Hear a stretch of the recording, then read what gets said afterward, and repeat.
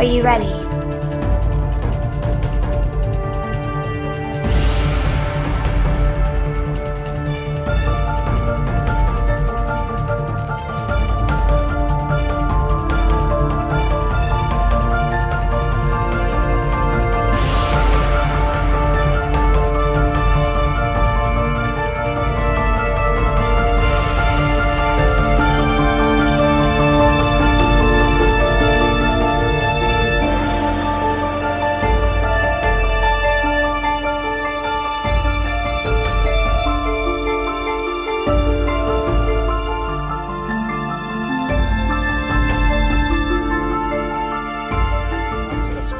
That we had at Fort Blade, we now arrive at Jufre, the most historical place in the Gambia, where the most famous slave ever in the history of slavery came from. Kunta Kinteh came from this village here. This is where the captured Kunta Kinteh, and they transported him to the island that we'll be going to visit shortly, which is James Island, formerly named, and then after it was named after himself, Kunta Kinteh. So you stay tuned with us, and then we'll be showcasing all this beautiful place here. This is the most historical place, like I say, in the history of slavery when it comes to this beautiful country, the Gambia, smiling coast, Gambia, Kanam. Stay tuned with InterFace Gambia. I'm your presenter, Lamin, Jammeh, with my special show called the Jollof Show, here in the Gambia to promote tourism in the highest degree with destination Mind the Gap, with our sponsors GT Board, Senegambia Beach Hotel, Gambia Hotel Association, Gambia Chamber of Commerce and Industry, Jamil Trawale, Yankuba Dabo, Yaye Money Services, Northern Garden Security, TJ Health International. You stay tuned. We'll be crossing to that beautiful island shortly to show you the place that Kunta was kept before he was transported to America. Stay tuned with you.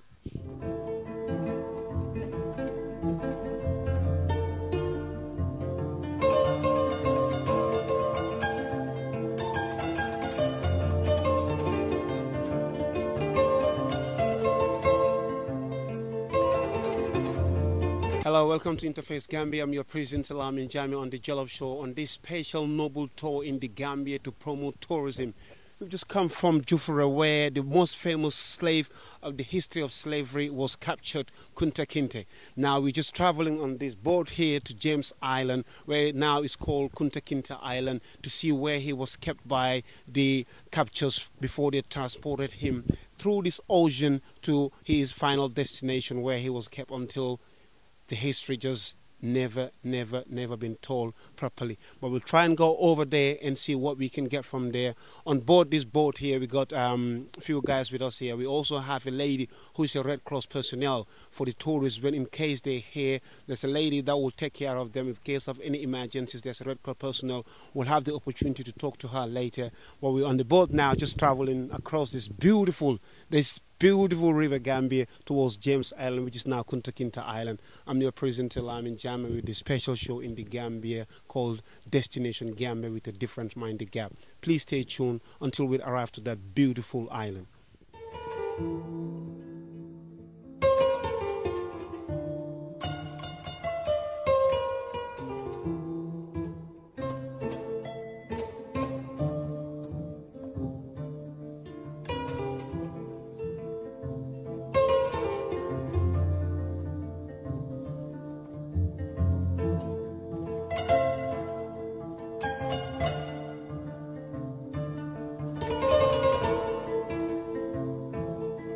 We've just arrived at James Island. Over there we'll be having a conversation or a chat with someone, a tourist guide that will explain to us in details why this place was built. And this was the place where the most famous slave, when it comes to slavery, in the history of slavery, this is where the person was kept, and it's called Kunta Kinteh, a Gambian for that matter. Hello ladies and gentlemen, how are we doing? Did you enjoy your trip over there? Good. Right, if you just follow me, Mr. Cameraman, we'll just cross over there and we'll just go and have a chat with one of the tour guides who's going to explain to us in details of this place and how long Kunta was kept here before he was transported into the Atlantic Ocean over to America, where he lived the rest of his life. There's a lot to be explained about this place. And now if you look around here, according to the people that we spoke to already in Jufra, that pretty much everything is going now. So it's something that we need to keep. This is a heritage and a history of the Gambia that we need to keep, because it's a very important place. It's a very important place for our history of our country, and we need places like this, because the kids that are going to grow up, they want to heard, they will know, they will hear the word Kunta Kinteh, but they will never ever have the opportunity to see a place like this if we don't keep it. So just stay tuned with us. We'll just try and get into this place and see more.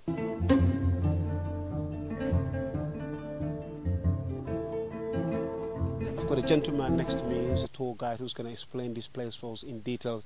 How are you, sir? I'm very fine indeed, Mr. Jammeh. Sir, what's your name? I'm Lamin, one of the tour guides from the community of Jufra Breda, which is known as roots widely around the world. Mr. Lamin, how long have you been doing this job as a tour guide, working over here? Been a tour guide from 2008 up to date, almost 10 years, yes. So pretty much you have known a lot about this beautiful island, one of our greatest ancestors that history can never forget, which is Kunta Kinteh, was kept here. So, Lamin, I did know a lot, so which actually I would want to share with you, with other viewers around the world, to at least promote the Gambia, much more this popular destination for many other people around the world to be able to come back to the Gambia, or who have not yet come, at least to come and see for the first time, yes. And I can see there's something over here that I wouldn't want to say, but when we go in there, can you explain to us what exactly is this here? Yes, Lamin, this map you're actually seeing here, this is showing you the original shape of the island, how it actually was looking like during this occupation of European in this island, during their settlement here till the time they are going to abandon here to move to Banjul and other places. So this is showing the original shape, and then by looking at now you can see the difference, how the island itself at this point in time, how it is shaped like, and the one we have on the map here is quite different, showing that the island actually has been affected by erosion. That's right. I'm looking at this, pretty much if you look around, which we will do very soon, it tells us that the island is pretty much perishing. We're losing a lot of the island.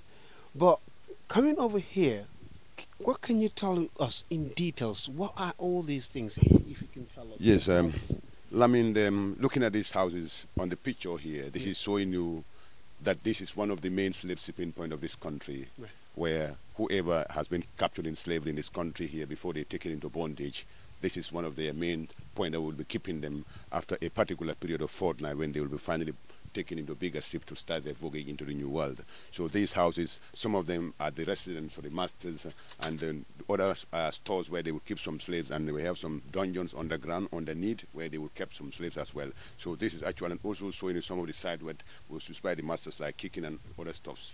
Right, okay, so if we go inside there, will you give us the inside detail of the islands, and Indeed. Do you know how many slaves were kept here before the abolition of the slave trade? Indeed, actually, we don't really have the statistic, but what we actually get to know is they will tell you about Senegambia, which they will tell you in millions. They will tell you 10 million, so and so million. But on this island itself here, they will tell you at one point they will have more than 100 slaves that will be kept here at one time. Right, yes, okay. Yes. So what we'll do, we'll just move over to go into the island and see more in details. Coming through this huge entrance of the island here, I can see clearly on the wall there, it says Kunta Kinteh Island. But before that, let's just come over here, let him explain, because I can see some designs here. There's a ship there, I'm right, okay? It says 1750. Can you tell us a little bit about this ship here? Yes, Mr. Jammeh and viewers everywhere in the world, and looking at this panel here, this is panel actually giving all the brief description of this island since its occupation by the various European slave traders until the time it was been abandoned by the British people. Looking from 1450, that was when the first European arrived in landing here, which were the Portuguese, till at the time one of their sailors died there by the name Andrew, and he was buried where the island was named after him, first as Andrew's Island. And it further went on when we have the Duke of Courland, and then later they also occupied the island. The Courland is the modern Latvia today, and then they also settled until also we got the Dutch people also coming in here in 1659, and then we also had the British people coming in 1661, where they changed the name in fact to become Games Island, named after James, Duke of York. And then it further went so many years when there was numerous fight within the French and British here in the 17th centuries, and in 1779 become one of those times. And then looking at another date here, 1768 was another time when the people, the local inhabitants in the other side of the river, came in to attack the island, and eventually they old place. And this went on up to other dates we have in here, when you can see 1807. This was the year actually slavery was abolished in Britain, and then outlawed later, and they started repatriation, and later they start to bring in their main reforms, the abolishment of slavery. But on the arrival in the Gambia to reinforce the abolition of slavery, their first point of protocol was Albreda village. But later, knowing the distance of the River Gambia is so wide, they finally had to move their men to come on this island here. But as they were also on this island here, they later knew that the Gambia, really the best place to abolish slave trade, was going to be Banjul. So that's why our capital Banjul was then founded in 1816 by the British, and then it was called Batos at the time. So at that time, it was called Batos. Batos. It was named after one of the British governors called Lord Batos. So a few years later, when they built those places in Banjul, known as the Siskon Battery, that was when they shifted again to the other side of River Gambia called Bara, where they also built a fort there known as Fort Bullen. That was built 1826. So it was the 4th year, 1830, they finally abandoned this island to get the governor and his men to move to those two locations in order to defend the Gambia River for incoming ships or outgoing ships trying to leave the Gambia or trying to come into the Gambian Sea from the Atlantic. Very interesting. That's a very good details and inside history of this island. Alvisa Calamoso, the first Portuguese explorer to come to the Gambia, and then Andrew, who named this island after himself. But why all these names? Yes, one of all these names have actually we got in here. We've been talking about all these countries. It's all because, like Portuguese, they're one of the reasons why they become the first occupy this island, because they were the first explorers who came into Africa. But this was a time when they only came in to look for the mineral wealth of the continent, and then later they venture into what we call missionary work, and then finally into slavery, where they start engaging people, taking them into slavery, taking them across land into the New World. But then looking at all these names of other countries in that way in here, it was later that this particular island and River Gambia in particular becomes to the attention of the world, because after knowing that the Gambia River was one of the most navigable rivers in Africa, being able to navigate from one end to the other end of the country. And the other important thing is because the strategic location of this particular island, because what we know from history was because early they used to be coming with these ships, but then they have also been suffering from numerous attacks by the local inhabitants. But actually, after the realization and occupation of this island, those things were things to be passed, because one, they have not been able to have those attacks from the local inhabitants because they have no means indeed for coming to attack, and slaves indeed also have no way that they could get back to them. And importantly, because the islands have a strategic point simply because they can access the length and breadth of this country. Likewise, Joytown, because where we got another island there, where it was made also a substation where they would get people from that part of the country, and then after a couple of days they bring them here because this is the main shipping point from the Gambia. So North Bank is an opportunity for them, the South Bank is another advantage, and then likewise to the interior of the country. That's why we have got all these successes from one country to the other, shifting from one country, and all these infights among the various powers of the world. Interesting. I just want you to work with me inside, going inside here to explain in details. But before going in, like I said, just Kunta Kinteh Island. Who was responsible to have this boat here?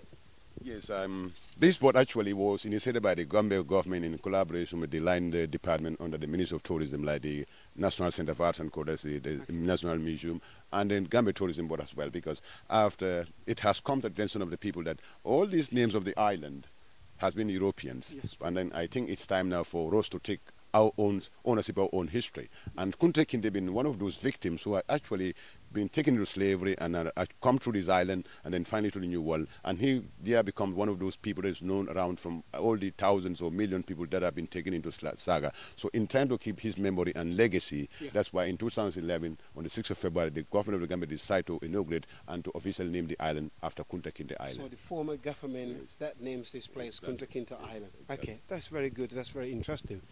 Coming over here, we can see some huge brick walls. So this was the areas that our ancestors were kept.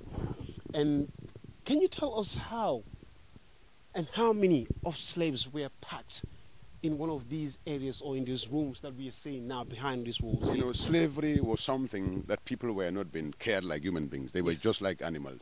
All what is commonly known in slavery was people were just being bundled together. And then much more, one of the things they have been concerned about is overloading. Because they only think about overloading for replacement purpose. Because places like here, they knew that automatically if this island is supposed to take a capacity of 100 people, they need to get in more people than that. Simply because they knew during the course of their fortnight stay, before they finally been transported away, some of them would have to die. So with that, they need to make overloading for replacement purpose. So the island actually has not got any real state. They will always tell you more than 100 slaves would be here at one time. And this excluded the masters and other people who are used to be here, like security men and stuff like.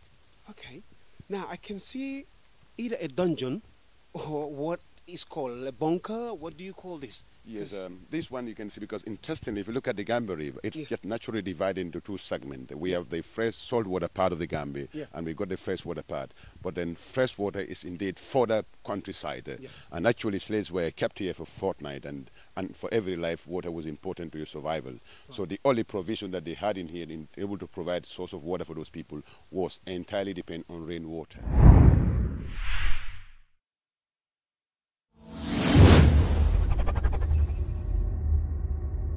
mbokki Sénégal mbokki Europe li de neexatina waaye yónnee lu tolloog 1000 livres fii ci Sénégal te doo si fay dara say waa kër wala say xarit mën nañu récupérer xaalis bi si bépp point wari installer sa application TapTap Send ci sa Play Store wala sa LP Store wóor na gaaw na te yomb na jëfandikoo gaawal gaaw installer te utiliser sa application TapTap Send sa yónnee bu njëkk gagné lu tolloog 5 livres ak code bii di Jollof TapTap Send application bi ñëpp taamu.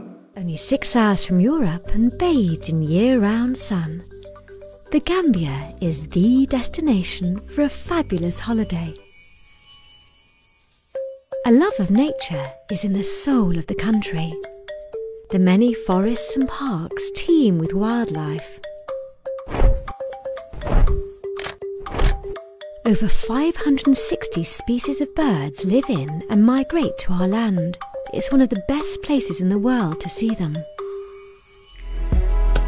A date for your diary. Gambian Fashion and Exhibition Weekend. Designers are welcome to register interest. It's all about raising awareness of the fantastic work being done in our community. Award night, fashion night and exhibition of top class only. This event is sponsored by Gam Designers UK.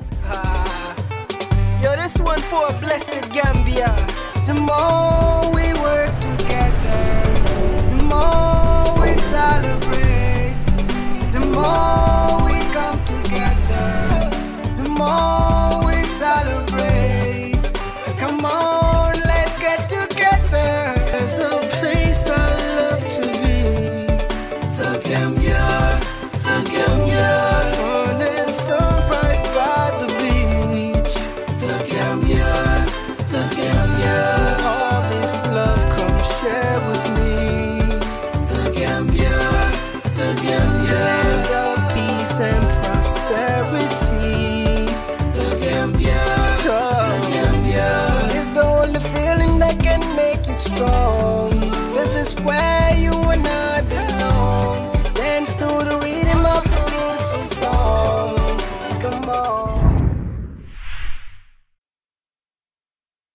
Depend on rainwater. But we all know that the Gambia, we only have rain for a few months of the year, and the rest of the year there is no rain. So that's why later they deem it necessary that they need to find another location in the mainland, today known as San Domingo, as one of their transit points, because that's where they will get slaves. Few from there, they get them to the island. And that's why the cemetery also was for some of their masters who died in the air, where they will bury it as well. And importantly, that's why they have a local well that used to be serving as a source of water facility onto the island here, where they could collect in water to bring and fill the cisterns during the days of the dry season in the slavery period. Wow, this is quite interesting. This is quite interesting. I'm coming over here, Mr. Alex. There's different partitions on these walls here, if you look in there. What were these partitions for?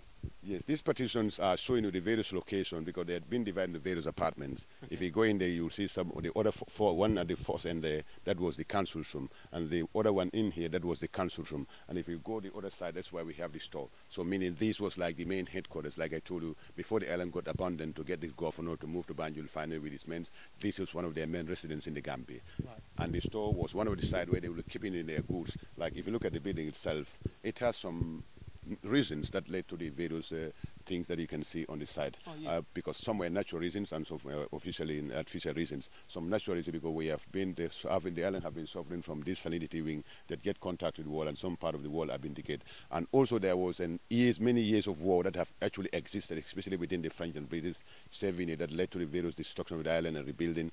And then the other one was one of the biggest explosion that has also said to took place in the store, where in 1726, where there was said to be 19 guards here on the island, but 11 of them all perished their life in that particular explosion. We will surely want to see that area. Exactly. But I want us to give us an inside explanation of this dungeon here, we're saying. Yes, I mean, this actual point, because slaves were actually captured in randomly. Yeah. It doesn't involve what you are, what tribe you belong to, your sex or whatsoever. Yeah. But according to history, when slaves are actually been adopted, and they are finally brought in here because there were numerous voyages that have been taking place. But then during those voyages, they realized that in many of these journey, they will tend to lose something like 13 to 3% of the slaves on board before their arrival. So actually there were some factors relating to that. One of those factors was because of overloading. This is breakout, starvation, and the other one was rebellion. Because some of our great ancestors who they felt they are physically and mentally fitted at a certain point when they felt the situation had not actually gone to a point that they either survived or died, they would want to cause any cost that could lead them to those things. So after realizing that, masters, what they finally did was, when slaves arrived on the island, they would start to put them into various categories. That category of slaves that are put here were those people who are they feared, and they will call them aggressive ones. Those are the ones they will bundle in here to put in shackles on their legs and hands, and then the idea was to be allocating them an amount of meal daily. So by the end of their fortnight stay here, they become physically and mentally weakened. So once they load them in the ship, mean they have no strength anymore, where they could cause such a rebellion to cause that huge number of people to die on the journey. Is it possible if we can go in there? So how many slaves will you say they used to put in this tiny room? There were 4 of these kind of dungeons on the island here. These were located at the various corners. And then intensely above it, you have what we call the bostums. The bostums are pointed at a place in Kanam for external defense of the island against any external attack or pirate attack. And these particular places were meant for accommodating 10 people. But slavery, like I told you earlier, it has not got any real statistics. Because once they get slaves here, either the island is overloaded, there was no way that they would have to let them to go home. But the only thing that can deprive you from going on the journey is only death, when they will have to just pick you to dump you into the sea. That's why Marcos Garvey said, if you look at the bottom of the sea, it's all full of the black man's bone. And if you look at the far dolphin, they're all full of black man's flesh, because uncountable numbers, either dead or alive, have been dumped into various parts of the world without whatsoever. So this was meant for 10 people, but indeed at a certain point it goes beyond that, either to 15 or more so that were kept here. And this is the point after they put shackles on their legs and just to weaken them mentally and physically, where their daily meal will be coming to them to this meal. This is where they put their daily meals. Exactly. And then, because according to the masters, they wouldn't ever come closer contact with these slaves because labeling them as aggressive, so they will only come in close contact with them at the end of their fortnight, which is 2 weeks, so that this time they become physically and mentally weakened. It's a matter of getting them, drawing them from here, taking them to the slave yard to prepare them and brandy them, finally get them loaded into the slave ships. Wow, interesting. I just want to come out, Mr. Alex, because I know there's a lot here that someone needs to learn and know about.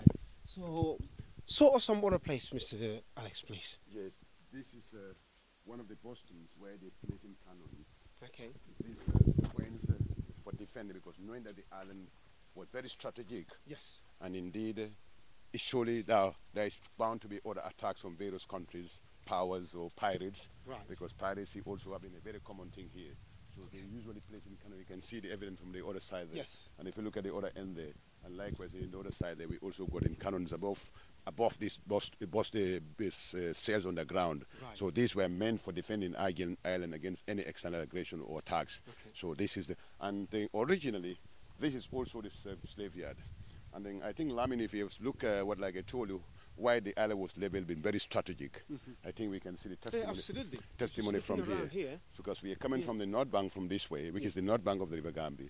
And then now we can see that this side we are more close to the southern bank of the country. And this is where it takes right further to end of the countryside, where towards Georgetown, where they get slaves in that part of the country and bring them here. So this also serves as the main slave yard. And the original harbor used to be just behind there, where it was the main point. Ships comes in at the end of the fortnight, and slaves are finally brought out and prepared, and this is why they also use the brandy. The branding was like a metal, like you are Lamin. Yeah. You can design something on a metal. This is usually born in a fire, and they start branding slave. Why? Because according to the masters, it was very difficult tough with them for them to distinguish the black people, because they were all looking at the same. So what happens is they cannot know who belongs to who. So all what they finally can do was to branding them before they finally go on board. With metal. Metals, exactly. We'll see some of the samples when we go to the museum as well. And the slave yard also, at the same time, we had some thatch houses. Yeah. But these thatch houses were meant purposely, because during the slave trade, especially at the beginning, The women who have also been adopted in slavery were being regarded as very valuable ones, simply because they're more costly. Why? Because at the end of the day, they expect that they will have to produce younger ones. So this is why they become more costly. So this also, they become very important that at a certain time when the Gambia, they feel things are not, the climate is not very poor, they have to get those women slaves to come into those huts where they spend the rest of the day, and in the evening to take them back, because they need to provide them more comfort for them to be able to go safely to the plantation to be sold for that expectation that master are looking forward for. Wow, interesting. Over here, there's a huge canoe that's just sitting right on top here, facing the mouth of the river Gambia. What can you tell us about this canoe here? Mr. Jammeh, this canoe actually was one of the last establishment that was brought in here by the British people. The British people brought this canoe here. Yeah, because after the outlaw of slavery in Britain in 1808, and then they started what we call repatriation. That is, start bringing these young ones of the Africans who have been taken as slaves, and they eventually got other generations. They started repatriating them to countries like the province of Freedom, which is today known as Freetown, and then countries like Liberia and other places. But then later the British were kind of not satisfied, and they started to deploy their mains in the various coasts of Africa, where these slaves are coming from. But actually, according to history, when they first arrived, their first point of protocol was Albreda, where we got one of those cannons on the side that we call the Freedom Flag Post. But because knowing the wideness of River Gambia was not quite sufficient, so finally have to move their men to come into the island here so that they can cover both sides of the island, River Gambia. So during their settlement, this was the cannon they brought in last before they were leaving this island for Banjul. So it became the last cannon that was purposely brought here to reinforce the abolition of slave trade. So one will say that when it comes to the history of slave trade and during the days of slave trade, Gambia as a country, especially this island here, was a strategic location for the British people. Is that right? Yeah, this is one of the most, not even for the British people, but for other countries. That's why all these power struggles have been happening within these countries, especially within the French and British. And this is why, if you look at, because British also, not even only this island, their main focus was also on this River Gambia, thinking that the Gambia River was going to bring more minerals. That was another additional thing why their main focus was on this island here. Right. Yes. Coming over here, I can see a map there that I want you to explain a little bit on this map here. Just looking at it, it looks a bit, I can see some huts in there. So this is the actual structure of the island. Yes. And you are very right. If you look at this cannon, just at the other angle, they can see where we came through. We can see an ensemble of cannons there. This is showing you that's where we're coming from. So looking at the island, it's a where are we standing. This means that we are standing right over here. And this end, that's the part we have. So this is the other side I was telling you that has been taken already into water because of the erosion. So this side, that's the other end here. And this particular part, that's the side I was showing about some of those thatch houses where they've been assembling. So this is the main site which the government resident, and you can see the tower, that was the main resident of the governor. Which is just over there. And then the other side, you can see the store where we got that flower in there. So this is the side where we got actually the whole picture of the island, how it was being shaped like during those days of slavery. So actually we're standing at the right location of the canoe. The canoe is right there, and this is where we're standing right now. Exactly. This is the point exactly where we are standing. Yes. Facing, which is called, I would say, west north of the Gambia River or the island. Wow, interesting. This is quite interesting. So how did you people that live in Albreda get to know about this island?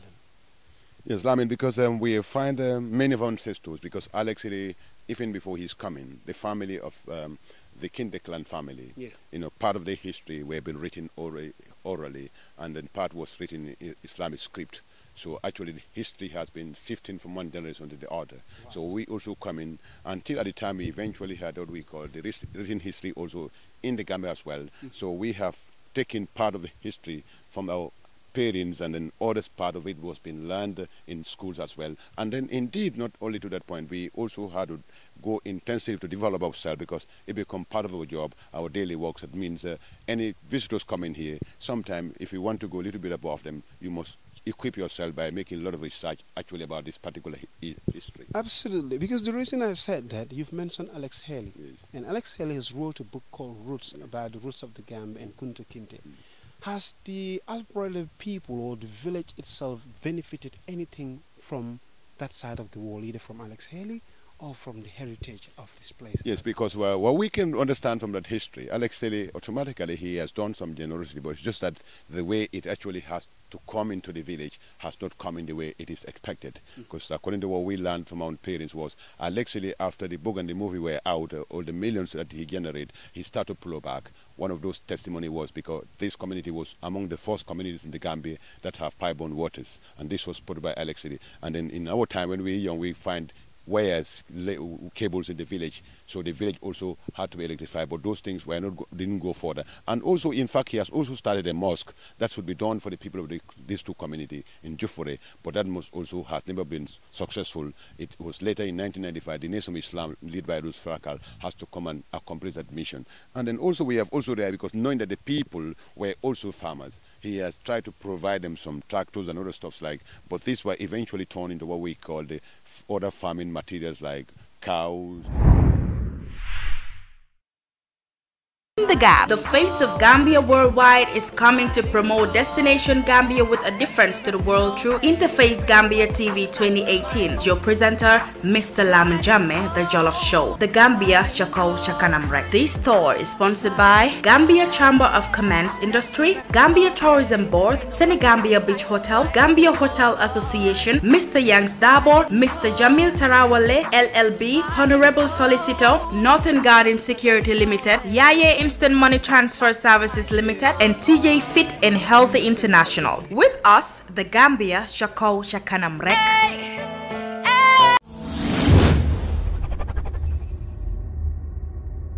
mbokki Sénégal mbokki Europe li de neexatina waaye yónnee lu tolloog 1000 livres fii ci Sénégal te doo si fay dara say waa kër wala say xarit mën nañu récupérer xaalis bi si bépp point wari installer sa application TapTap Send ci sa Play Store wala sa LP Store wóor na gaaw na te yomb na jëfandikoo gaawal gaaw installer te utiliser sa application TapTap Send sa yónnee bu njëkk gagné lu tolloog 5 livres ak code bii di Jollof TapTap Send application bi ñëpp tam.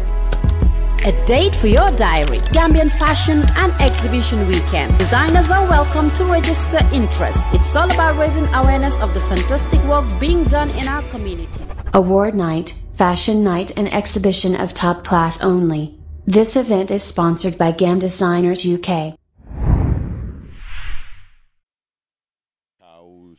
Cedars and the weeders and stuff like that were given to the people in those days. So and then also because this was all because the people were not being educated in those days. So everything has to come through maybe the wrong hands, and it doesn't get to the people actually down at the village in the right way it should be. So what is the administration level now when it comes to funding coming to this specific and this most historical place in the Gambia? How is everything been taken care of? Yeah, I think now it is more a responsible destination. Definitely, I think the stakeholders have done a lot in trying to promote this particular plan to make it a responsible. And then also we have the help of the Travel Foundation in 2008. They also the benefits that the people of Abreda are benefiting from this particular island.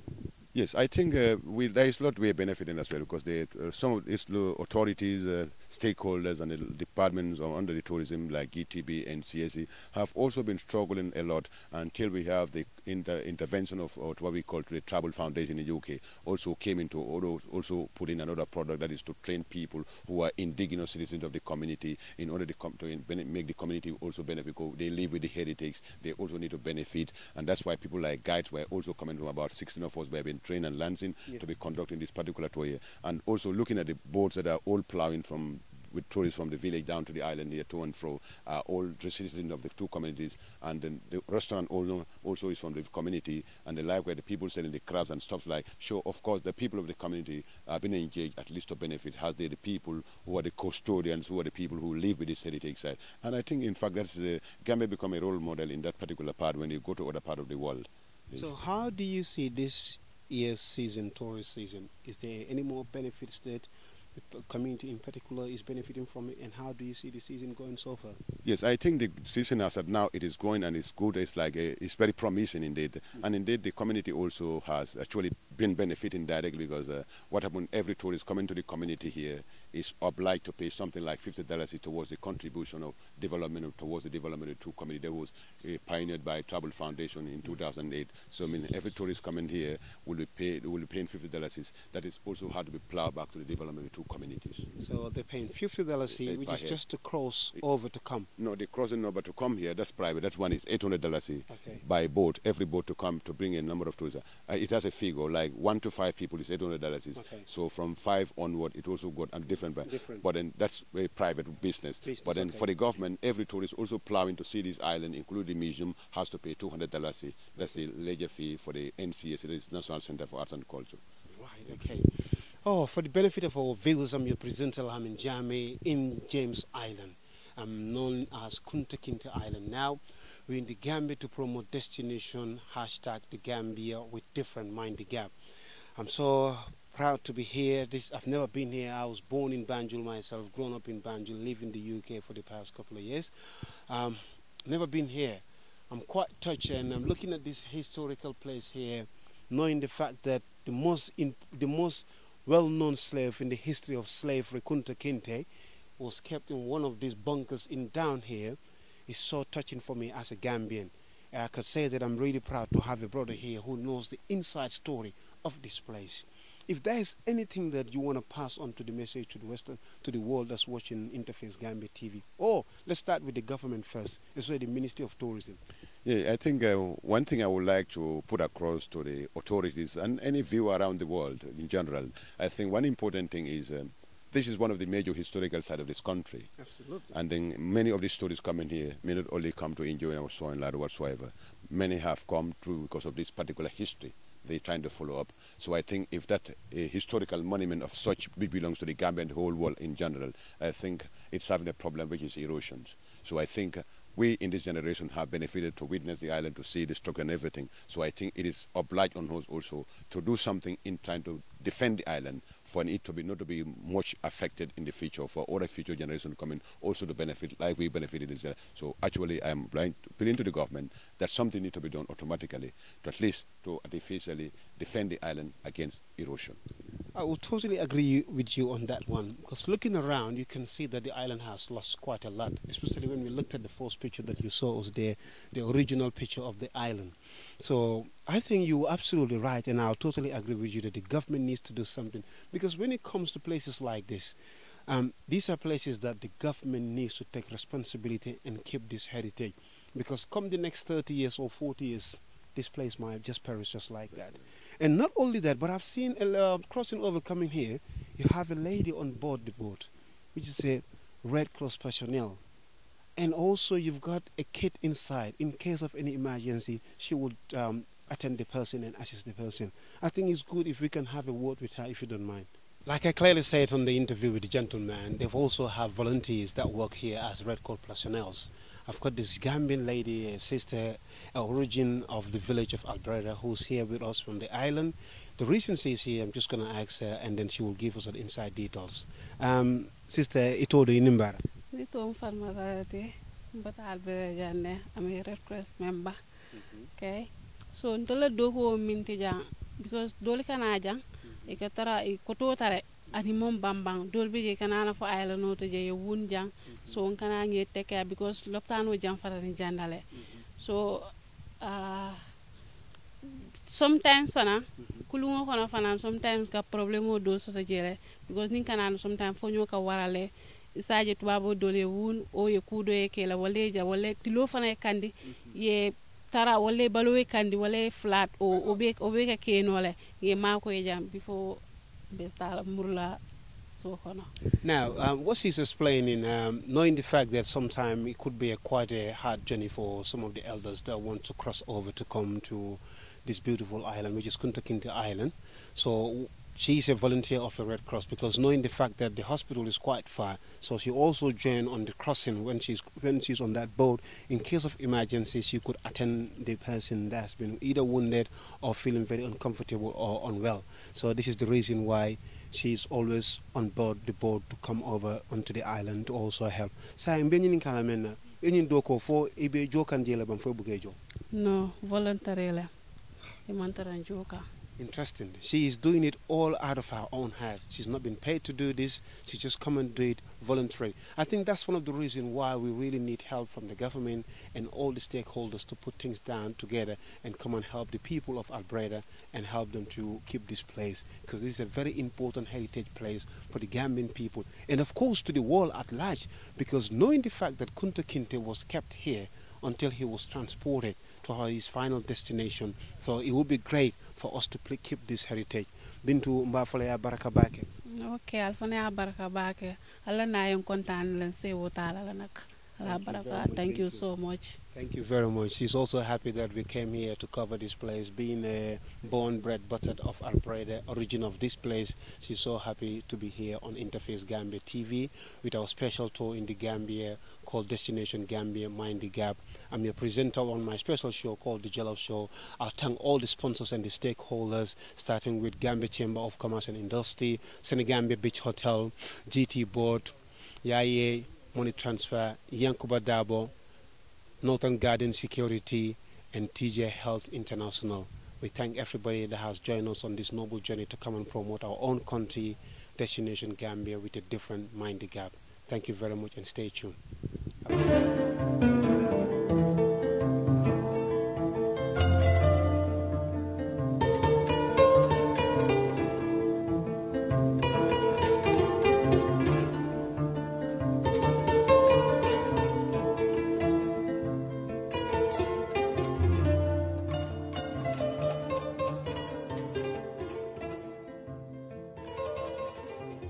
Talking about Red Cross personnel, we've got another gentleman. Actually, he is the leader of the group of the Red Cross personnel who on this island here from the Jufre village doing this job out of their own hands and out of everything they're doing it for free. Omar Ibenyadi. Omar Kortanante ñun do ko birim wadu moy bala. Ñum biring December 19 la nga operate. Ya start kana janka do ko ke. Yeah, start kana janka do gede maro ke. Yeah, between tourists and black people. Okay, between tourists and students. Yeah. Omar, những initiative ñun jumala ya sama na ko ngol pour aller na janka mol mako because ni mu do ko kende baati because mo ma long mo sina no janne ay sasa wamba ku ya kala jang wa tolle o initiative ñun jumala na ta si fa yo ko ñi mira ko pour Red Cross personnel kana ka cross alkana janka. Actually, Mr. Lamin Jata Leo Kual Fenke with the head of Red Cross. So you see dale ye miracle until funding kill. I can say it, graduated from school, we don't get job. And as usual we was a first aider first in the school. So we also have to do something to benefit our own self. That's right. So that is why we came here to attend this thing in the village here to make the village to be developed. That's true. Yeah, and Red Cross, as you know, first aider is only a first aider. Yeah, you can't do all, but you can only do your first aids. That's true. Yeah. This is quite interesting. Omar is a graduate who lives in the village of Albreda, born, bred, buttered, and proud to be an Albredan. These are people with the team, they've got the team of brothers and sisters they've got. We just spoke to one of the ladies that come and volunteer their time to help the people that cross from Albreda to come to this noble destination, this island here. That is one of the famous islands on the world. But most people didn't know about it because you know why? Because it's not been sold out properly. It's not been promoted properly by our own people. This is why InterFace Gambia is here this year to promote the Gambia destination hashtag Mind the Gap with a different. Omar, nkontanta bake pour yung interview ñun dinna. Mune be ki saying atol lafta mo la when it comes to medical wise, what kind of help do you need, first aid box and stuff like that? So lot mo ngala me ko alfana sa fam mako na sa le do ko nyintano ay sabala nyato easily. Actually, dolla de maro do ngame nyenen kaje wala nyentiko.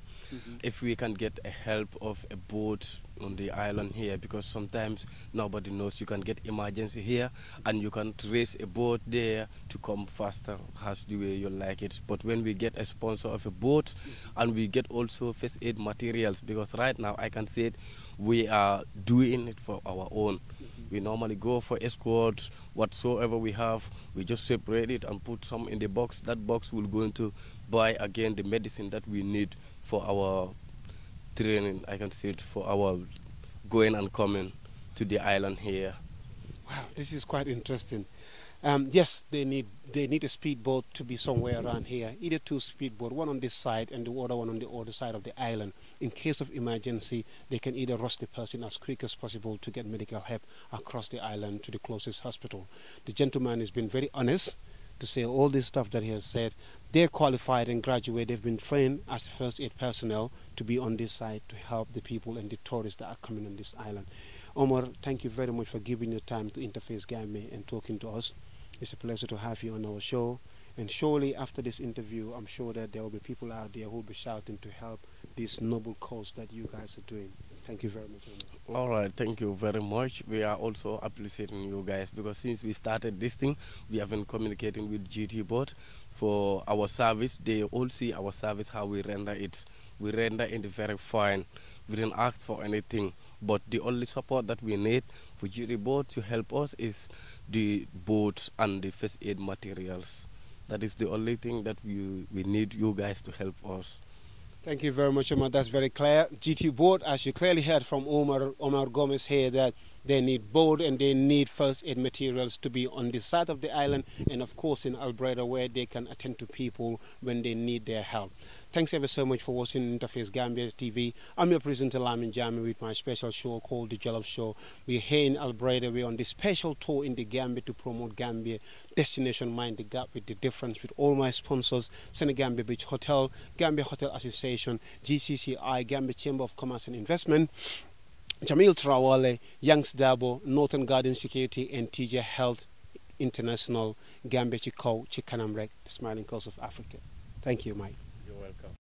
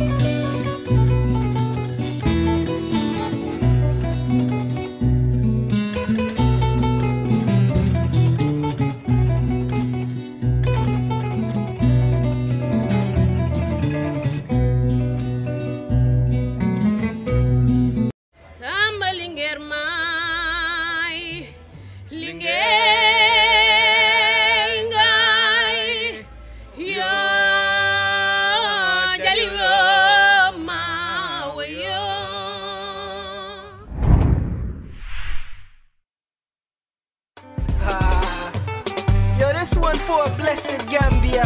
The more we work together, the more we celebrate. The more we come together, the more we celebrate. Come on, let's get together. There's a place I love to be. The Gambia, the Gambia. Bokki Sénégal bokki Europe lii de neexatina waaye yónnee lu tolloog 1000 livres fii ci Sénégal te doo si fay dara say waa kër wala say xarit mën nañu récupérer xaalis bi si bépp point wari installer sa application TapTap Send ci sa Play Store wala sa LP Store wóor na gaaw na te yomb na jëfandikoo gaawal gaaw installer te utiliser sa application TapTap Send sa yónnee bu njëkk gagné lu tolloog 5 livres ak code bii di Jollof TapTap Send application bi ñépp taamu.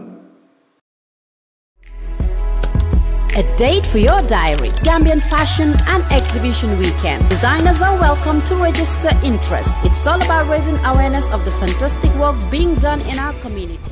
Award night, fashion night and exhibition of top class only. This event is sponsored by Gam Designers UK. boo déggee mbalax Sénégal bi nga dégg mbalax biir Gambie ngeen jël mbalax bi am fu ngeen ko yóbbu yéen ñaar ñii Abou na ngeen di dundee aari Gambie. waaw aar bi ni ko dundee ndax olof Njaay daf ne suma passa bu ñu waxee mën nañu teppa teppa moo gën yu réet te balaa dara baax foog mu am ay jaar-jaar foog nga galère ci foog nga puus waaye looloy waral nag nga àgg ci fépp foo mun a àgg ñu sant yàlla bu baax a baax biñ dooree ak léegi di ay xale waaye dañ ne ku amul wéeru waaye yomb bu max dañ jóg Gambian si muy Sénégal àdduna ñu jàppale ñu waa support ñu ak wan ñu ne li ngeen di def safoo neen ko faale neen ko looloo tax tey ñu ne Abou ak Fafa ndax suñ jógoon tey di def li ñoo def kenn faalewuñu kenn yëguñu xooli neen leneen waaye din ko dundee mooy kontaan bu baax a baax a baax a baax di ñaan yàlla xeeb dolli ndax juddoo ci réew mi màggee ci réew mi dama naan lu jën di ragal géej ndax amul lu dul Gambia amul lu dul Sénégal te nag soo yuuxoo say mbokk a njëkk a teew kon Gambia leen am muy Gambia di Sénégal kon suñu jàppalee bàyyi ñu xel loolu du doon lu dul mbégte li nga def nii dafa rëy ci ñun ndax mënoon ngaa dugg a Gambia ba génn te doo ñu lijjanti loolu xalaatuma ko doo janoo ak ñun may la xalaatuma ko moo tax nag ñu kontaan bu baax a baax den delloo buum ca boy ba ndax den ñëw Angleterre ñëw ca studio InterFace ba janoo ak Aji Maka Ñas Kumba mooy suma mag bu baax ma ngi koy nuyu bu baax a baax janoo ak moom def interview bu nice ñëpp kontaan ci waaw su ma waxee Angleterre dama naan Njoog Malick Dieng maa ngi ko nuyu bu baax Dieng Sala bii ge ngoone yuga faale Yacine mi nga xam ne boolewul dara ak wax di ko ñaanal yàlla na yàlla yokk jàmmam ba mu ñu indee Angleterre dara manqué wut kon waa Angleterre ñu ngi leen di béggee bu baax a baax waa Angleterre ñu ngi leen di béggal loolu te waa Angleterre yónni Lamin Jammeh bi ñëw toog jàkkaarloog jën sama doomu ndey sama xarit borom make-up bu rafet bi Fafa dugg na Sénégal jaxase fa ñëpp naan Abou Fafa waaye xale gu jigéen gi Fafa nuy dundee musique bi waaw Lamin Jammeh sant yàlla rek ndax musique bi ñu nekk nii dama naan school la ndax liñ cee jànku wanteel di ko gis dafa bari surtout nag ngay jigéen di artiste waaye soo xamee li nga bëgg a xam fi nga bëgg a àgg ak fi nga bëgg a jëm dara du la jaaxal kon ñu ngi ko dundee si dundeen boo xam ne macha allah yàlla jàppale nañu xam nañ fi ñoo teg seen suñ tànk xam nañ ñu ñoo jëflanteel xam nañ ñu ñoo liggéeyal kon difficult na nag mais yombut waaye ñu ngi sant yàlla daal anyway alhamdulilah difficult na waaye yombut dara du yomb ci dëkk bii surtout lu mel ni aar man dama defee ne aar dañ ko bañ a jox gëddam ci dëkk bii nii mais looloo tax ñun bu ñu amee opportunité bii nii muy InterFace Gambia ak Jollof show bi ñëw ba Gambia ma defe ne soo taxoon suñu gisee mbalax bi am fu mu àgga tey ba nit ñi di si wax ñeneen ak ñeneen grâce te ñaar ñii toog nii sekk ma ci digg bi borom make-up gu rafet gi ak borom sanse gu muy tigi nii waaye nag ba tey nag Abou ba tey yéen naa ngeen gisee mbalaxi Sénégambia bi te mbalaxi Gambia si boppam nu muy demee nii jamono bi noo leen ko dundee waaw mbalaxi Gambia bi nin ko gisee mooy dama naan Gambian music laay wax in general ndax Abou ak Fafa mbalax la ñoo def ndax mooy suñ aada mooy suñ cosaan ndax ku wàcc sa ànd boo dem fekk fa borom toog te ñun nag fi ñu jógee muy mbayeen angul sin muy suñ kër maam taf si Demba Jaañ Mbay ku leen xam leen ci aar mbayeen dob sin angul sin soo wàccee féeri bi soo laajtee kër ngewel fa leen laa yóbbu mooy Johnson yi angul sin Dobsin foofu la suñ papa jógee ñu bokk ci mbayeen càmb bi bige malo mi ci kañ mor lay te nga sangomar momori maa jigéen mi ci sànjal borom maam yi wàlliw yaay waxa yow nii Lamin ñu jógee ci mbayeen waaw loolu nag moo indi Abou ak Fafa ndax mbalaxi Sénégambia dama naan mbalaxi Gambia mënoon naa weesu fii lu bare ndax am na ñiy déglu bari na waaye tamit yaakaar naa ñiy déglu ñoo ëpp ñi dégg waaw ñiy déglu ñoo ëpp ñi dégg waaw ñi nga xam ne ñooy ñi dégg ñoo mun a ràññee ñoo mun a differentiate ñoo mun a xam ku ci ne fi nga munee ak kan mooy kan waaye nag li la faa wax léegi xam nañ suñ boppa xam fi ñoo teg suñ tànka xam ñi ñoo jëflanteel ba loolu waral na lu ñoo def rek dañ cee waxtaane suñuy kilifa di ko teg ci yoon ndax dama naan bi ñu jógee sax door Abou ak Fafa dañ ne dama daan wax faa ne ko ñun nit ñi fi ñu teg sax àggun fa macha allah fi ñu teg sax àggun fa ndax dañ door def benn single li indi award bi nii muy waa Ajara July 4 bi ñu kool ñu ne ñu dañ leen bëgg a invite ngeen ñëw Atlanta ci July 4 bi biñ ko waxee ma ne faa waaye faa nag lii fooguloo ay waxi caaxaat la rek waaw ndax man yaakaaruma ne sun music àgg na fa waaye sant yàlla bu baax a baax ban ñu contacté mu óor ñu ne ñii yàgg nañ ñoo bàyyi xel yàgg nañ ñoo laajte ne Gambia ñi fee jéem ak xale yi nga xam ne ñu ngi def lu nice ñu nominate ñu dem muy 2011 ban demee tam waa Atlanta July 4 bi di leen nuyu bu baax di nuyu Modou Jaaju ñoom Moussa Dieng ñu teeruñu macha allah muy woon lu nice loolu daf ñu gën a yokk a fit ñu gën a xam ne lii amatuñ nag ségem li ñoo def den ko doon na ci ndey ci bàyyi waaye nag amatuñ ci droit nag def defo lépp lu ñoo def rek neen ko teg ci yoon ba fexe rek fan ñoo séntu du ma ne dinañ mutal lépp waaye fan ñoo séntu rek ñu ko faa teg loolu nag waral na ñuy teg suñ tànk bu baax a baax ak di xool di make sure liggéey bi lépp di jaar yoon macha allah. di teg seen tànk fu baax a baax di make sure ne liggéey gi mu ngi jaar yoon ma gis ne tamit ngeen am benn relationship bu métti ak seen fans yi di dund seen fans yi ndax am naa ci koo xam ne nii xam naa jamono yi moom dina seetaan émission bi mi de programme bi bu jeexee mooy ko tudda Fatou Cissé dëkk Banjul mu gëm leen lu métti state sam bés boo xool wig du jeex dugalu leen moom du def leen def state sam relationship boobu ndax ngeen koo dundee ak fans yi ndax gis naa ngeen woy fans yi tamit ndax ngeen dundee fan relationship boobu ak seen fans yi Fafa.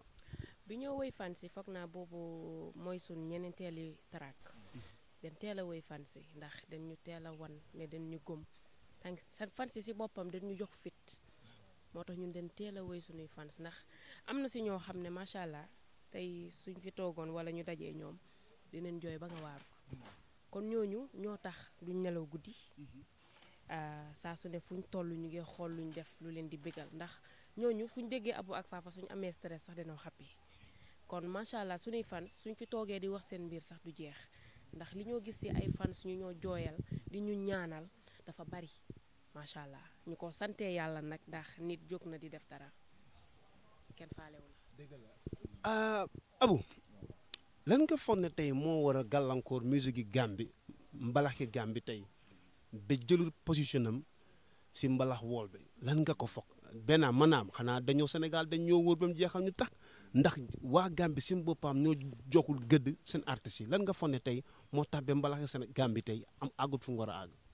waaw Lamin laaj nga ma laaj bu am solo ndax dañ ne comme li ma wax sànq dañ ne ku wàcce sa ànd boo dem fekk fa borom toog te nit ku ne li nga am mu bari mu néew loolu nga am moom nga moom waaye nag yow ñi joxut gëdda sun aar dalu la ndax soo ko defoon tey lii du am làmbaay ñaaw kon ñun sun aar mënoon naa weesu fii Gambian music bi muy mbalax bi muy ñiy def hip hop ñiy def reggae ñiy def ku ci ne music yëg-yëg la li nga yëg loolu ngaa def waaye ku ci ne always li nga def rek da nga ci war a jiital sa culture dafa am solo looloo tax fi mu ne dama naan ñëpp sax li ñoo def mbalax la because ku cee def di nga ci dugal marimba di nga ci dugal sabar di nga ci dugal tama loolu yëpp suñ culture la di nga ci dugal kora loolu yëpp mooy suñ aada mooy li nga xam ne moo ñu mun a jaay ci biti kon li gàllankoor suñ musique mooy dama feel ne defun Gambian artist yi force suñ jiitaloon li nga xam ne mooy lin moom leneen luy ñëw tegu ci aar bi weesu woon na fii bu yàgga waaw muy aar bi muy leneen foog naa is high time ñu jiital li nga xam ne mooy leen moom ndax li nga moom lu mu bari mu néew mooy li nga moom te yaa ko mun a build yaa ko mun a yóbbu to the next level waaw kon den war a gën a jox gëdda artistes yi gën leen a jox seen cër man du ma ne suñ joxut artistes yi seen cër du tax ñu dem dina la xaw a dilee dina la xaw a waste sa time tuuti ndax di nga doon mun a àgga fu gën a kawe waaye nag artistes yi it maa ngi leen di jox benn advice boo xam ne neen xam seen boppa gën a xam seen boppa xam leen woot xam fi ñoo war a dem xam fi ndut war a dem su ko defee foog naa kenn du ñëw def la bali ping pong li gars yi naan bali ping pong soo xamee sa boppa xam yaay kan foog naa du ko ñëw rek dugga ci yow waaw ndax li nga def da nga koo def music business la da ngaa bégal say fans waaye business la den bugga di sol lu rafet den bugga di lekka lu neex den am ay waajur den leen bugg a teral den leen bugg a jàppale te lépp si aar bi leen ko yaakaaree man keroog bi ma ñëw ne fa den bugg a def music boobu maa ngi dem collège waaye dama toog rek ne man waaw war nañoo war a mun a def aar xool maire bi ak paa bi nen sonnee ci ñun di daw rek ma ñëw ne ko fa man daal dama foog ne nen def music ndax boobu su ma jàng xaw naa am kalkal xawoon naa jafe métti si maire bi ak paa bi fay bi tuition fii bi métti ma ne fa nen def aar nen woy waaw ndax suñu defee aar luñ ci am jàppale suñuy waajur keroog ban ko amee ñu njëkk a ñu see fay suñ fausse payment dama ne suma ba teggil nen leen lépp loo leen war a def ci wàlli luyaas ak wàlli luy dem ci kër gi suma pa ne ñu li ngeen di def yàlla na barke te booba ba léegi ñu ngi cee ànd ak suñ mag mu yem mu jàppale ñu bu baax a baax di ko nuyu bu baax a baax yaayu maam Samba moom ba moo liggéey ak ñun suñ mag daf daan seen liggéeyekaay daf daan ñaan di dem di sign contract bés mu ñëw boosam ne ko yow da ngaa choose liggéey bi wala nga choose liggéeya sa raka yi because always doo fi mun a bàyyi liggéey bi di dem di signal say raka contract mu ne boosam kon dama préfère pour resign pour bàyyi liggéeya su may raka kon loolu dafa rëy ci ñun di ko ñaanal yaakaar bi mu am ci ñun ak éene bi yàlla bu mu tas looloo tax saa buñ ko xoolee rek li ñoo gis rek mooy liggéey ak di pousse affaire yi di gën a jëm kanam. te di leen di may fit tamit te di leen daf ñoo yokk a fit ndax moom su ñoo liggéey affaire yi di xaw a kale sax di xaw a métti sax jooy sax daf koo def dama ko naan yem dalal rek te jël teg ko easy ñun pression bi moo am sax ñun su nekkee ci stage sax ñun duñ ko am ndax dafa bugg lépp baax lépp nice waaw deret dafa foor kon loolu yëpp bugg rek fi gis xam fi ñu nit ñi séntu muy Gambia te ñun Gambia rek a ñu ñor Lamin den gis ne Gambia aar bi war naa mun a àgg fu ne ndax liñ fi am ci culture liñ fi am ci talent dafa bari dafa bari ba am na ci ndaanaan yu bari yoo xam ne tey soo leen fi doon génne tey ci Gambia te ba tey àggun fan war a àgg dafa bari kon den war a xoolaat gën a jàppale gën a gestu artistes yi ndax talent baa ngi fi. gën a gestu artistes yi ndax talent baa ngi fii soo gisee ñu ma laaj leen question boobu Abou dama gis na ni suñ Gambian promoters yi dinañ jël ay xéewal yu bari alal gu bari jël ko def ko si foreign bi waaye bu dara desut ba ñun suñ Gambian artistes yi muy Abou Fafa Mbey te mu doon keneen ak keneen dinañ leen jéem a niw loon doole loolu mu doon li nga xam ne lu ma naari la man en tant que présentateur loolu te nag ñu ne din foo ñu ñëw ñu toog fii waxtaan ak askan gi xamal leen tamit ne boo leen dimbalee ñii li nga xam ne suñu waa réew lañ réew mi rek lañ jàppale ndax bu leen yàlla ubbilee ay buntu wër sax ba ngeen ñu dem di jënd ay yeneen ak yeneen di def ay TV mété di fi ubbi ay business di ubbi ay leneen ay Gambien ngeen di employé du dëgg boobaa liggéey gi delluwaat si biir kër gi léegi Fafa yow ndax nga dundee Mbey ndax ngeen di dundee ak promoteurs yi si business bii nii nga xam ne yéen a ngi ko def mooy aar bi.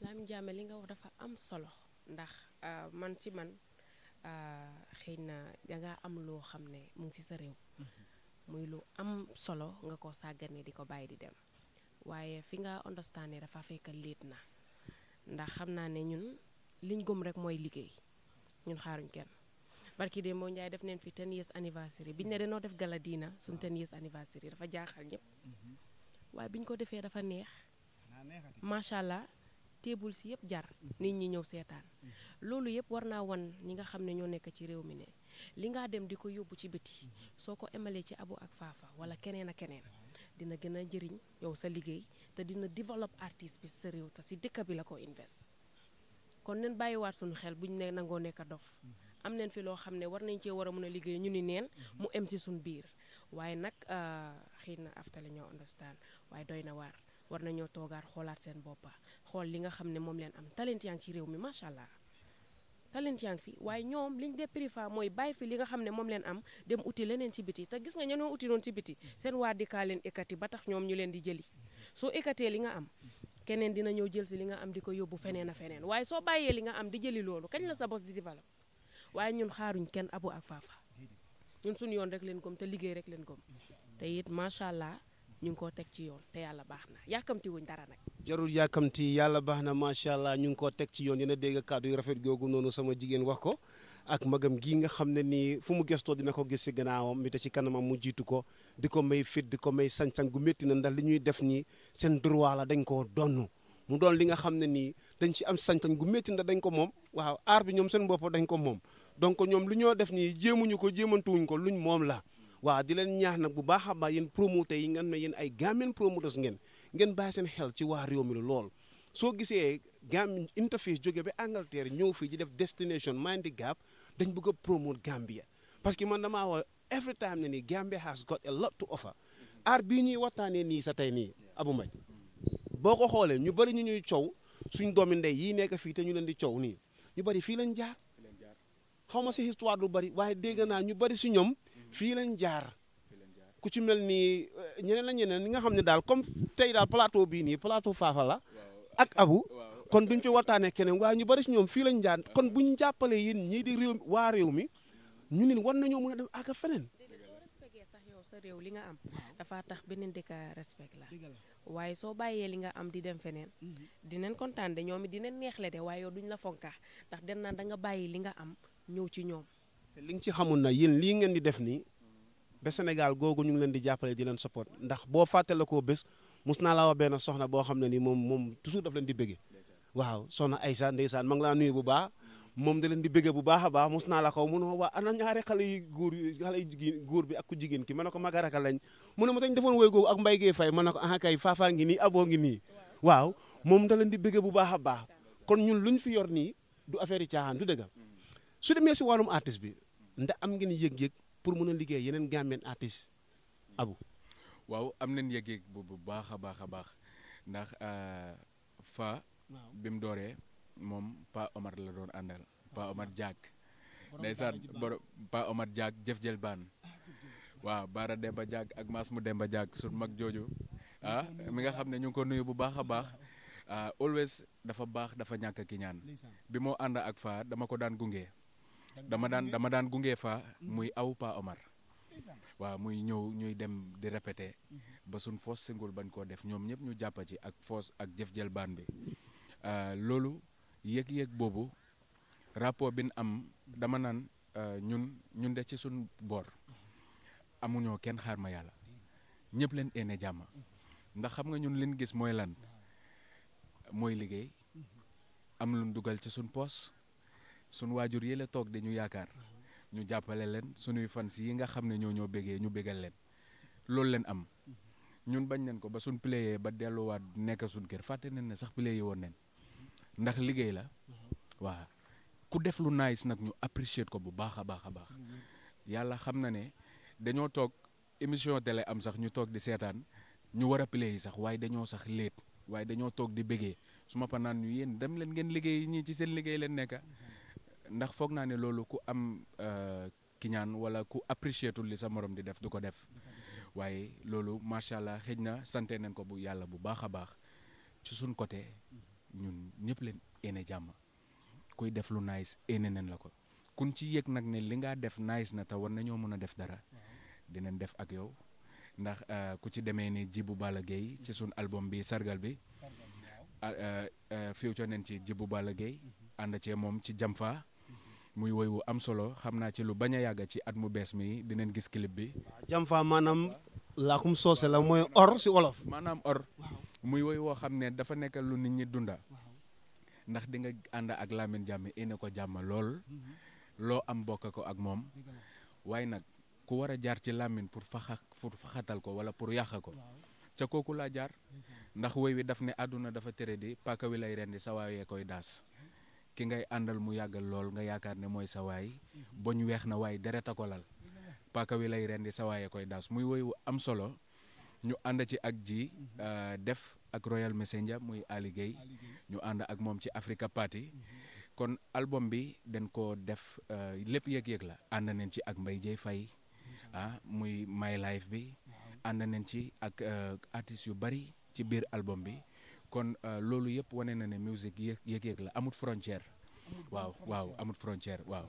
musique amul benn frontière Fafa Mbeye yaa dégg sa mag bu baax bi lu mu wax noonu si musique léegi nag moom ñoo bëgg a dugga pour waxtaanee awards yi ngeen xam ne nii moom ngeen win bii laa bëgg a njëkk a jiitu bii nii bii best leading male actor waaw Abou kañ nga dugg si aar kañ nga doon acteur Abou woon musique laa la xamee woon de. waaw waa nag aar waaw loolu. xaaral ma def nii ndax cat moom daa gaaw tegal nii rek keroog dama ko nii mu nar a naaw. dëgg la waaw waaye Abou kañ nga doon acteur.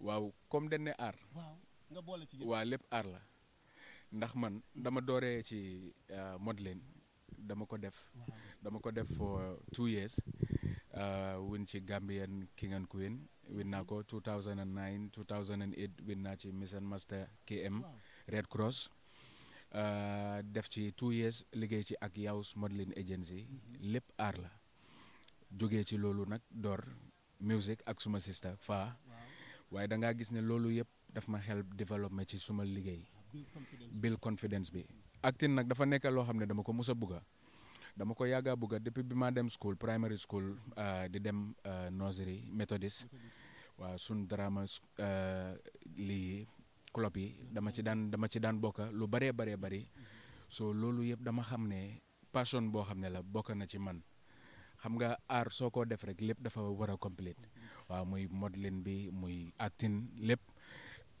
li isi award bi nii dama toog ba suma cousin call ma Roxi Camara ne ma dama bugga dafa am benn movie bu ñoo def so maa ngi nii ak producer bi waaye den feel ne yow yaa war a play Dominique yëf yi def ma ay ree nag ma ree mu ne ma non maa ngi serious nag Abou dama bugga nga bokka ci movie bi ma ne ko waaye Roxi yéen seen movie yi nag xam naa ne read ay script man aw ma jot ndax script yee time boobu war a toog di study man xaw ma kañ laa géej a ubbi book di def ay read man yooyu daal mu ne ma ñëwal rek soo ñëwee xam naa ne di nga ko mun a def waaw bi ma amee ak ñoom meeting bi nag go through script bi den ci ni mu ko waxee rek noonu la yombee ma xam ne lépp aar la dama ko go through rek and I fell in love with the script noonu laa ko ne am gonna do it dinaa ko def te biñ ko defee tamit ma gis ci xam nga gars yi appreciate moo may la man indi award bi tey trailer bi laa gis ma ne waa kañ la fi suma waa ji doon acteur léegi fu mu nekk nii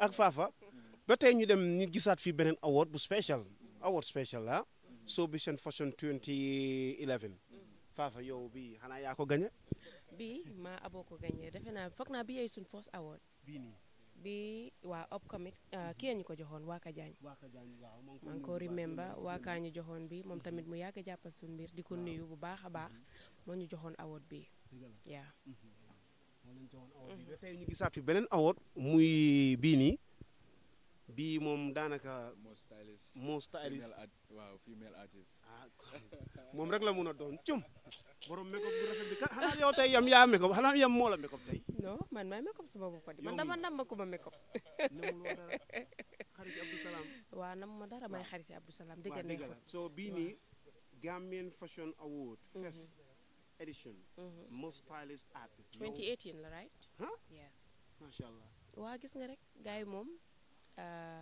lii moo waral saa su ne fu ñoo dem rek duñ ko xeeb ndax soo nekkee artiste nit di xool ci yow di la bàyyi xel fooy dem rek da nga war a def ba mu baax ñun na xeebuñ dara macha allah fu ñoo dem danoo def ba mu baax yàlla def nag ñu nominé ma ci lii nii ñu jox ma ko waaw macha allah ma gis si bii nii bii moom BMA la 20 best mbalax waa aha kay ndax li ngeen di mbalax man sa léegi ma dem ci dem yu métti déggoo ma de Abou li may dem Abou li may dem xamoo ko sax waaw bi best mbalax artist la 2014 ki ñu ko jox di British promotion Aida Bitwell macha allah moom tamit mu ngi béy waaram di jigéen ju am jom di def liggéey bu am solo di jàppale xale yi su ma ko gisee dama apprécier ndax mu ngi jàppale xale yi di leen yóbbu fu ne ci àdduna bi ñuy represent Gambia di jaay suñ réew kon ku mel ni Aida Bitwell moom it jar nañ koo bàyyi xel bu baax a baax a baax a baax li moo def ci Gambia dafa am solo waaw muy Aida Bitwell moo ñu jox award bi moo leen jox award bii nii best mbalax artist 2014 Abou sargalango yéen ñu ko ututoon dem na ngi utu ji sargal ndax man mii Jammeh de fii nii laa ko jëlee sargal Fafa Mbey dafa óorut déedéet crise cardiaque buy dal gaay sargal a koo faj sargal li moo faj bari na ndax macha allah am na mbalax daaleeng si am na salsa càmboong ci salsaang si jamfaayeng ci my life bi li mu may def na beeng ci sàmba lingeerang ci ëpp na ku bëgg a xam li ci biir sargal rek uti ko ku bëgg a xam li ci sargal demal nga uti ko lépp nga dégg sama jigéen ci baax ji wax ko dafa mel ni waxtu gi mu ngi ñu bëgg a dab nag ndax xam naa ne ñaar ñii dañoo am yu bari yitte yu bari yi nga xam ne ñu ngi koo def te comme ni ma ko waxee dañ ñëw ba Gambia am pour promouvoir Gambia man munu moon a ñaakaa ñëw toog fii ni doomi Gambia di doomi Gambia juddoo Gambia gis ñaari xale yi liggéey bu ñoo def muy liggéey bu am solo ci aar bi mu doon loo xam ne nii jànguñ ko dañ ci juddu ñu war leen a jàppale war nañ leen a teg ci yoon teete leen bañ àgga fi ñu war a àgga incha allahu rabi waaye nag si kàttanu yàlla bi nga xam ne ni dara teewu ko incha allah yàlla dina leen fa àttal àggal ak jàmm incha allah si daraje nabil Moustapha sallallahu alayhi wa sallam di nuyu waa InterFace bu baax a baax si jàppale bi ak suñu sponsor yëpp ñu indi fii ci Gambia mel ni Sénégambia Beach Hotel Gambia Hotel Association GCCI Gambia Chamber of Commerce and Industry Yangs Dabo Jamil Trawale Northern Security Guard Yaaye Instant Money Services ak TJ Health International Abou dafa mel ni waxtu daf ñu dab waaye foo leen jaar nga am leneen li nga si sànni pour tëjee show bi nii ndax xam naa ne da ngeen yaakamti te am na fi ngeen war a dem pour liggéey fa ndax tamit duñ fàtte nag war ngeen a am show buy ñëw on the 24th of December waaw Christmas ngeen koo defee Christmas Eve ngeen koo defee fan Baobab ñu ngi ko defee Baobab 24th of December ñu ngi oo ñëpp Abou ak Fafa ci soirée black and white kon gars yi neen génne black and white yi lépp loo xam ne touch of black la wala white saal bi leer gars yi sañse lu rafet ñëw ndax xam naa ne duma leen may dara faa du leen may dara xale yu góor yi xam naa ne moom ngeen àndal moom yéen xale yu góor yi xam naa ne moom ngeen àndal waaye man lu ma si naqari sax dara fi weexut xale yu jigéen yi bu leen neexee ngeen ànd ak moom nag garaawul waaye xale yu góor yi moom nag dañu mën a musa àndal nag moom waa dëgg du neex ndax man dama leen di bégal dëgg neexut ndax gis nga man dama commencé gu ma 24 black and white rek lay def mbokk yi on the 24 ku ko tardé moom sa affaire la waaye ñii duñ ko tardé te am na ki nga xam ne moom ba Amérique lay jógee ndax moom li muy black and white cum kon Abdou Salam yaa dégg wax gii nii yow def nañ la guest of honor si guddi googu noonu nga xam ne nii suñ xarit suñu doomu ndey yi ay Gambien ay artistes yi Gambien jël mbalax jël ko fonk ko def ko loo xam ne ni daanaka buñ taxee buñ fay toog ñeneen rek ñaan ñi grâce de le deux ñoo yóbbu mbalax yóbbu ko ba génne ko fii jaay la ko frontière bi dugal ko biir Sénégal amul plateforme bu ñu leen invité wul biir Sénégal gars yi waxtaan fa lu ñuy def ak seen art ñu fonk ko lool respect ko lool looloo tax bu InterFace Gambie ñëwee ba Gambie fii mën a déedéet duñ mun a dem tëjee fii noonu te waxtaanoon na ñaari artistes yi ñi ay ndaanaan lañ bu doon Angleterre ak Amérique tey ngeen xam li ngeen doon ni kon interview bi ni kon gars yi gàllankoor nañ ko bu yàgga wax dëgg fa ne yàlla kon di am kontaante bu baax a baax di leen wax jaale di leen jaajëfal bu baax a baax sama ndaw mi ndey sama xarit li nga sañ sa métti na trop ndax rusloo nga ma li nga ma def nii na xarit na ma de waaw dëgg la ndax seetaanu leen ñu benn yoon cum ndax fi ngeen di génn ci ñun macha allah dafa bari waaw bi ñu ñëwee léegi da ñu nuyoo ay pounds yu bari mbokk yaayu Abdou Salam Lamin kon dëgg neexul. la ilaha illallah kon de man am naa problème Abdou Salam gaawal yónnee ma dollar yi. waaw moom su ñëwee moom xam nga moom am na lu mu la tàmmal. kos yu baax yi. waaw baax na kon ba 24. nit ku ñàkk iñaan moom nit ku baax la moom soo gisee ma tuddee sama doom ba tuddee ko Abdou ba boole ci turam Abdou Salam dafa am fi ma jaara moom. mu doon nit ku baax di ko profité di ko nuyu bu baax daf leen di bëgg toujours nag ndax li ma fi nekk mu ngi maa laaj na ma ndax gis nga sa nit ñi di leen jaajëfal bu baax a baax yéen ñi si tant yi si InterFace Gambia TV ngeen àndoon seen xarit seen doomu ndey Lamin Jammeh ñëw leen indi leen show bi di Jollof show fii ci Gambia di leen wax jërëjëf ba beneen yoon incha allahu rabi.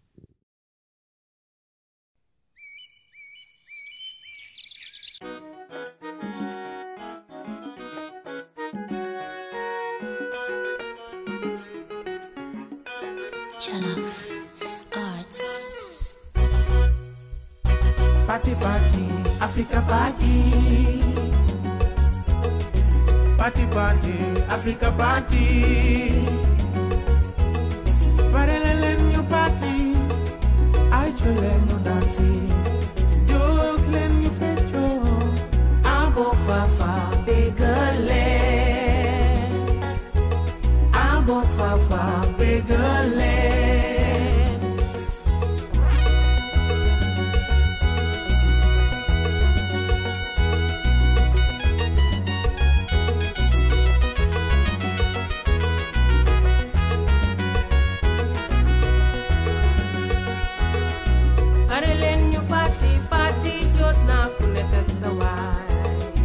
Actually, you dansi, jot na ku ne ànd ak sa waay.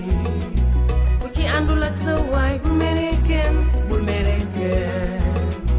Pare leen ñu party, actually you dansi, jóg leen ñu feccoo, Abou Fafa begale, Abou Fafa begale.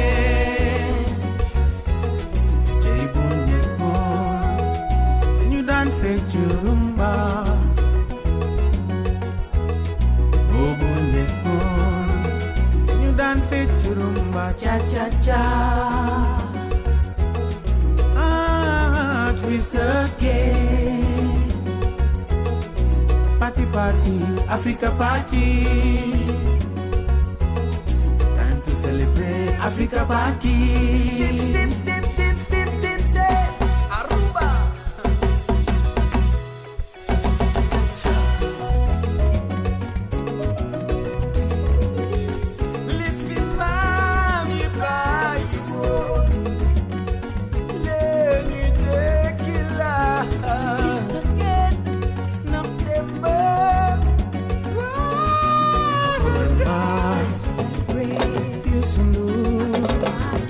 Baba Mino, Elibakuyade, Ismail Lo, Super Eagle, Manu Dibango, Salifu Keita, Baba Man, Ture Kunda, John Balago, Geloa, Estra Baoba, Laba Sosseh.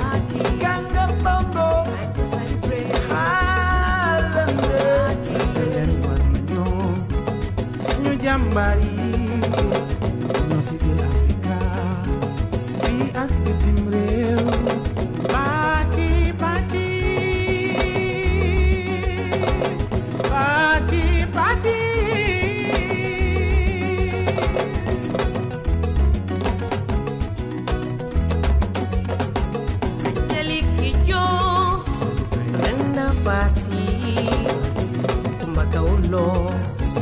Mariam Keba, Vivian, Sona Jobate.